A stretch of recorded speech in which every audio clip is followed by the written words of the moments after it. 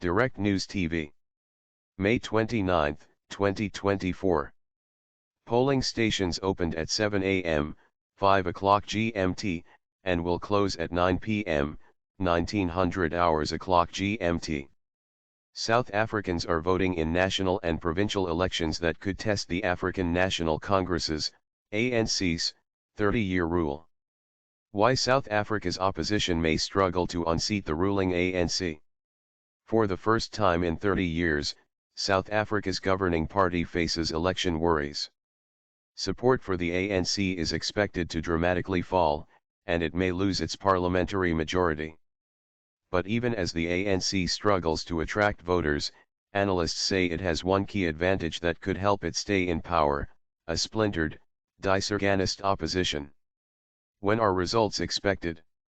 Voting closes at 9 p.m. in South Africa, 1900 hours o'clock GMT.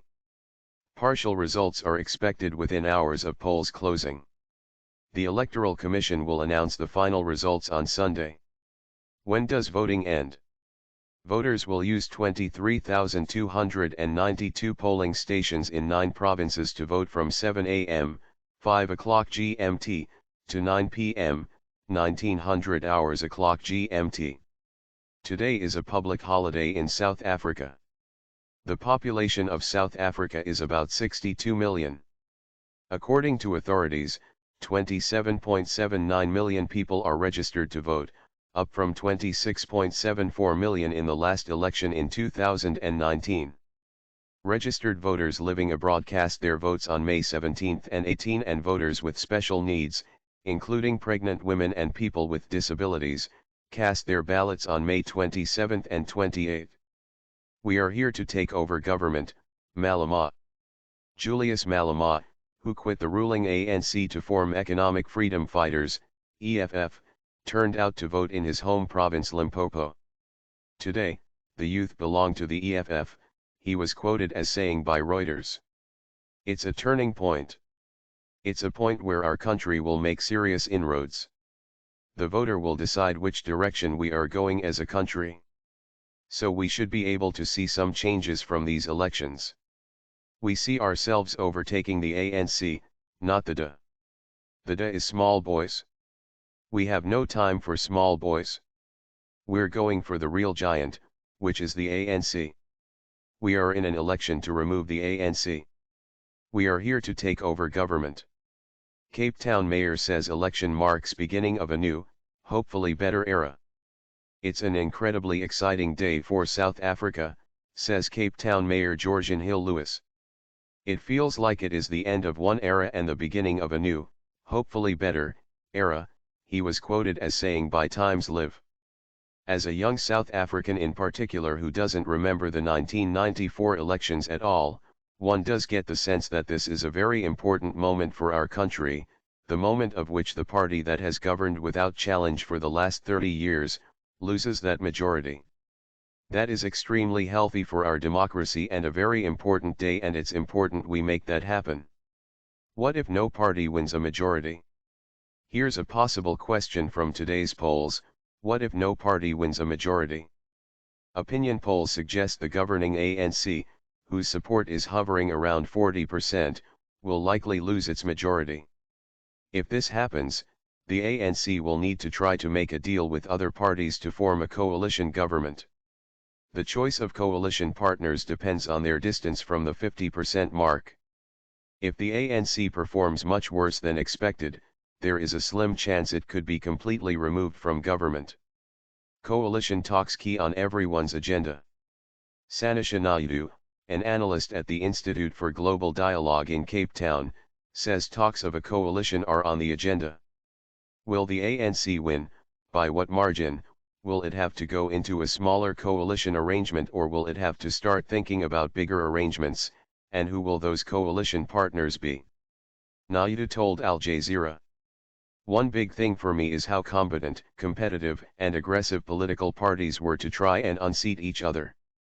With the aggression that I saw in election campaigning, on the road to elections, speeches made that were completely trying to discredit other political parties and the ANC, gave us a sense that the election is a high-rolling event right now. Has democratic South Africa lost its way? The ANC has been in power for 30 years, but its dominance over South African politics could be waning. Millions of voters say they are disillusioned, unemployment is soaring, violent crime is rising, and rolling electrical outages are hurting businesses. The ANC is still the most popular party, but its support base is shrinking. So has the one-party majority run its course? Keiskamahok boycotts vote over outstanding land claim payments. A small community in Keiskamahok, Eastern Cape Province, has decided not to vote or let anyone else do so in the area due to a dispute over millions of rand owed to them in land claims, Times Lives reported. For the past 2 days, the community of Lower Zinkuka has been protesting, blocking access to the village and preventing special voting. It is one of 9 voting stations disrupted by communities in the Eastern Cape to vent their grievances with the government, the report said. Palestine issue big for voters in central Cape Town. In the heart of Bokop, in central Cape Town, a mainly Muslim area, some people are wearing Palestinian flag colors and keffiyehs as they turn up to vote. The Palestinian issue is big for voters here, reported journalist Crystal Orderson. There is a large voter turnout. It's definitely a bigger turnout here than in 2019. 3 women arrested in Northwest Province. In Northwest Province, police arrested 3 women for obstructing the Electoral Commission's work, the News 24 media outlet reported. According to a police spokesperson, the 3 women went to a voting station at Bosugakobo Primary School and blocked the entrance, demanding the removal of the presiding officer. In another incident in Northwest, police had to disperse a group of about 50 people at Shaleng village in Tonga, American Samoa. Their presence could threaten other voters to stay away from voting. It was subtle intimidation, a police spokesperson said. South Africa, 30 years after apartheid, what has changed? 3 decades ago on April 27, 1994, after centuries of white segregationist rule, Black South Africans voted in a general election for the first time. This marked the official end of apartheid rule, cemented days later when Nelson Mandela was sworn in as the country's first black president. Big socio-political gains have followed in the decades since apartheid ended, but the legacy of racism and segregation is still starkly visible. Opposition parties hope for high turnout.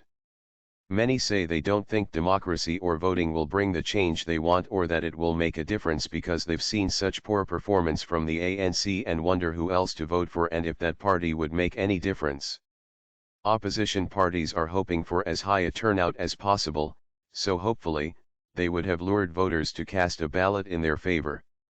Analysts say the ANC could possibly do well if there's a lower turnout because the people coming out would be committed to the party and would stick to that vote and the ANC would rely on that loyalty.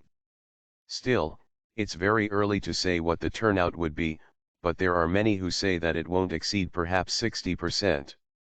The last party I voted for, their promises didn't work out. In Soweto, the former black township that became the unofficial capital of the liberation battle, elderly ANC loyalists turned out early, but as the queues lengthened there were signs of disillusionment with the party. Damatso Mdumba, a 44-year-old bank official, said she had voted ANC in the past but had now chosen an upcoming party whose manifesto had impressed her. The last party I voted for, their promises didn't work out so I'll be trying this one, she said. In the working-class Johannesburg district of Alexandria, even public sector workers were frustrated. I really need to see change, the 34-year-old Coletso said. We need new people, fresh blood. Unemployment is bad. To put bread on the table some people do crime, others become prostitutes. Voting delayed in parts of Johannesburg. SABC News is reporting that in Protea Glen, Soweto, south of Johannesburg, voters are feeling frustrated after the roll and ballot boxes arrived late. Voting started at about 9 a.m. at Craighall Primary School, as ballot papers arrived late. It is very frustrating. You had from 2019 to get this all together and you would think it would be all together but it isn't, One voter told SABC News. I think we have been waiting here since 5:30 a.m. and they arrived just now. How does the electoral system work in South Africa? Here's a reminder on how the electoral system works in South Africa. Voting is under a proportional system in which parties and candidates are competing for 400 seats in the National Assembly. Parties on the national ballot will contest 200 of those seats while the other 200 are divided between the 9 regions and contested by parties and independent candidates. In provincial legislatures, the number of seats is determined on the basis of the size of the population in each of the 9 provinces. For the first time, voters will receive 3 ballots instead of 2. On each ballot, they will have to choose one party or one candidate. 2 ballots will be used to elect the National Assembly, and the third one will be for the election of members of the provincial legislature in each province. Crime a concern, but the main issue is unemployment. Voter. In Inanda, north of Durban, voters have queued up at Orange High School, where the country's first democratic president Nelson Mandela cast his vote, the Times Live is reporting. Noting how Inanda has become notorious as a crime hotspot, Thauak Zondi, a former soldier, attributed it to poverty. Crime is a concern. We have to be accountable as a community to root out crime because the criminals live in our midst. But we should also not shy away from the causes of crime, which in the main is joblessness, Zondi said. Vasumuzi Hlongwane said although he was voting, he had doubts about whether he would see change. I was built an RDP subsidized house, but it was a shoddy structure. When heavy rains pelted Durban, my house collapsed. I am going to vote for a different party, but I am not sure if I will see change, Hlongwane said. How is the president elected? So a reminder that South Africans do not directly vote for the president. Instead, they elect 400 members of the National Assembly, which then selects the president by a simple majority, 201 or more votes. If the ANC secures more than 50% of the vote, President Cyril Ramaphosa will most likely be re-elected as president to serve a second and final 5-year term. Ramaphosa has no doubt South Africa will back ANC. President Ramaphosa has cast his vote and said he has no doubt that the electorate would once again back his party. The ANC has enjoyed an absolute majority in the National Assembly since the advent of democracy in 1994, but opinion polls suggest that it could fall below 50% for the first time. Talking to reporters after voting in Soweto, Ramaphosa said he had no doubt whatsoever that the people will once again remain confident in the ANC. South Africa's ruling ANC confident despite party missteps.